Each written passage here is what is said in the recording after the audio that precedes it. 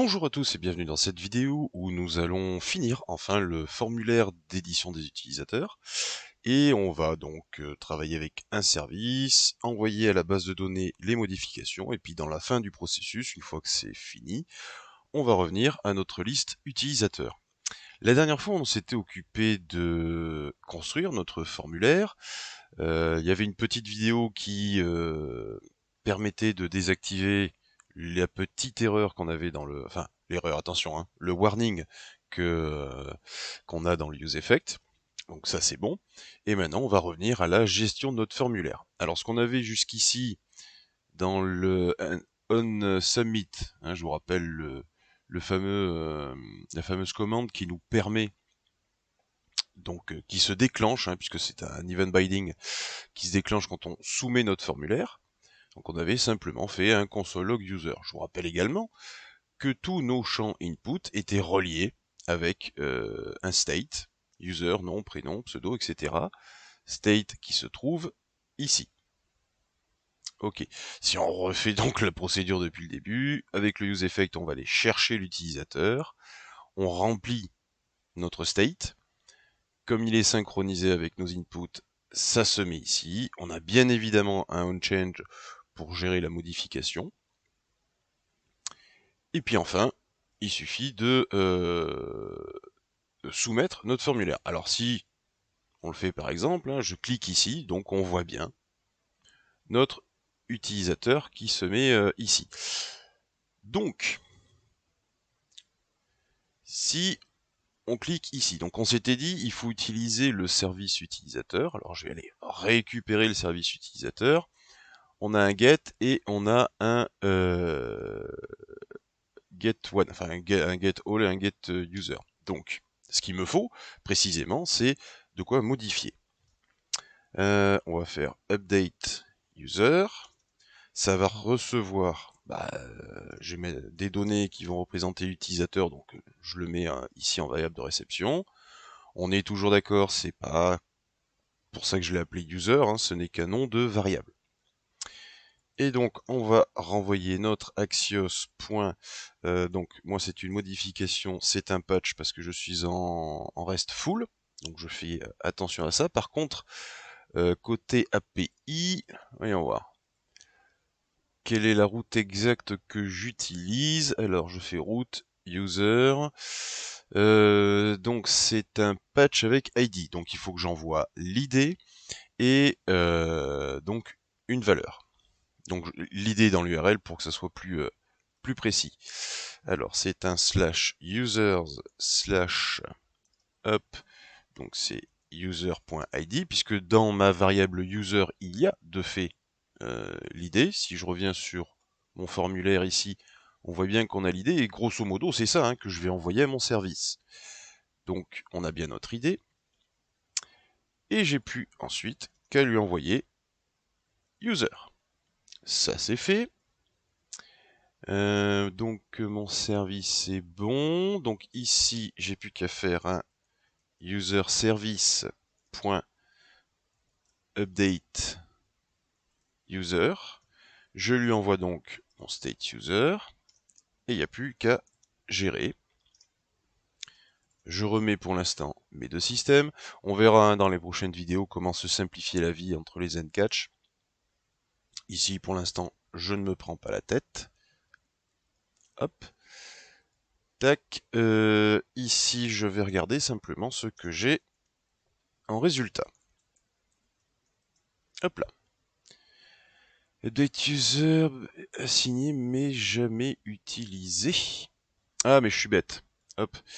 Il est créé mais il n'est pas exporté, du coup je vais pas le voir de l'autre côté. Update user. Voilà. Hein, on va se rappeler qu'il faut bien exporter tout ça, sinon on ne peut pas l'utiliser. Voilà, donc là c'est bon, il me râle plus dessus. Voyons voir. On va essayer donc de modifier. Donc ici je vais faire voilà directement. Ah oui, bon c'est pas connexion, c'est modifié. Ici on a notre petit message, donc la réponse d'Axios, hein, c'est mon console log qui se situe hop, tac, ici, donc sur la gestion. qu'est-ce qu'il nous dit? Ben, on voit surtout le message 200, donc ça veut dire que ça s'est bien passé, et on a bien notre message, le user updated. Ça veut dire que notre utilisateur a bien été mis à jour. Alors si je retourne sur ma liste, ben, je vois bien la chose ici. Hop, je supprime, je modifie, j'ai encore un statut 200 et je vois bien que ça s'est fait. On peut même aller regarder donc dans la base de données. Donc là, on a nos deux utilisateurs, tout va bien. Hop, je retourne à modifier. Je mets tout et rien. Je rafraîchis ma table et on voit bien que l'utilisateur, tout du moins le nom ici, s'est bien mis à jour. Alors, déjà dans un premier temps, je vais modifier un petit peu ce formulaire là. Il n'est pas très joli, c'est pas cool, c'est pas connexion, c'est modifier. Là, bah c'est mieux. Et puis on va s'occuper, alors il y a dans la procédure, je vais faire un peu de nettoyage, ce qui serait bien c'est qu'une fois que c'est modifié et que tout s'est bien passé, je retourne à ma liste utilisateur. Hop, donc on va se rappeler quelque chose, ici je suis du côté code, donc je ne peux pas faire de routage ou de redirection standard, de façon très simple. Par contre, je vais faire ce qu'on appelle du routage programmatique, ça on l'avait déjà vu. Pour faire ça, il faut utiliser use navigate. Alors hop, use navigate. On va se rappeler que il faut d'abord le stocker, donc let navigate égale use navigate. Voilà, sinon on ne peut pas l'utiliser de façon directe. Alors ça je sais toujours pas pourquoi, et bon, c'est pas bien grave. Ok, donc ici, je vais quand même laisser le console. Oh. Oups, pardon. Voilà. Je vais laisser. Bon, je vais pas laisser le console log, c'est pas bien important. Donc, si je rentre dans le res, ça veut dire que dans le zen, pardon, ça veut dire que tout s'est bien passé. Donc, je peux directement me rediriger vers la chose. Je vais utiliser du routage absolu, enfin relatif, pardon. Donc, je suis dans user edit /4 et il faut que j'aille à user index. Donc, je remonte 2 fois et je vais à index. Hein, j'étais à 4, je remonte, je suis à edit et je remonte, je suis à user. Donc ici, je suis à edit, je suis à user et je mets index. J'enregistre. Qu'est-ce qu'il y a? Ah bah oui, non. Use navigate, il vient pas de React, il vient du routeur. Ok, use navigate. Voilà. Donc là, j'ai plus de soucis. Là, ça s'est remis, donc la console se met pas à jour, il n'y a pas de souci. Hop, je supprime ici et je vais donc modifier. Pourquoi Junior 404? Parce que je suis trop remonté. Hop, je suis admin index. Donc, je suis trop remonté. Oui, c'est moi qui ai joué à l'imbécile. Oups, pardon. Voilà. Ah, là. Et oui, le 4 il n'est pas compté. On est bien à user edit. Donc, je remonte d'un cran. C'est user. Voilà, la navigation comme ça, elle est un peu compliquée au début, mais il faut s'y mettre. Hop, donc modifier, et voilà, ça y est, je reviens directement à ma liste, et je peux encore le modifier sans arrêt, ça... Oups.